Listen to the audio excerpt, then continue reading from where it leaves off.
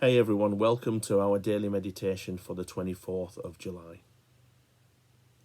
I remember the popular adage of a few years ago, what would Jesus do?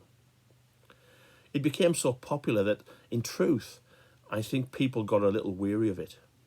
But understood correctly, it enshrined the important biblical principle that our Lord Jesus is to be the pattern for our lives.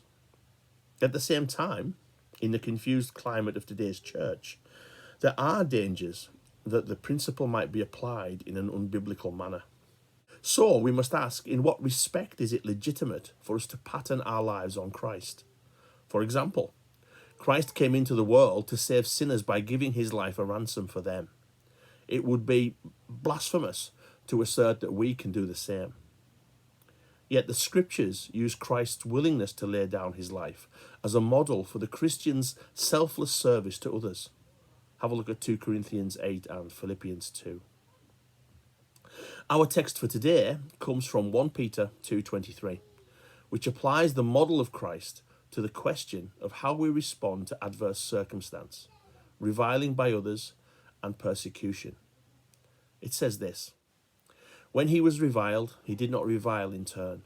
When he suffered, he did not threaten, but continued entrusting himself to him who judges justly.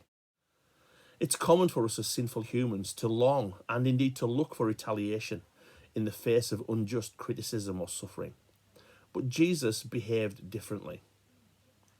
Peter, in the passage that includes this verse, exhorted those with earthly masters who treated them unjustly to model their response on Jesus and thus testify to the gospel in their circumstances. Jesus' reaction, like the meek lamb of Isaiah 53:7, exemplifies trust in the justice and purpose of God.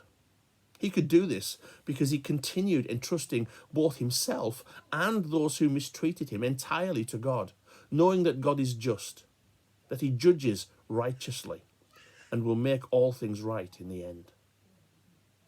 Likewise, believers, knowing that God so judges, are called to be able to forgive others and to entrust all judgment and vengeance to God. See Romans 12:19.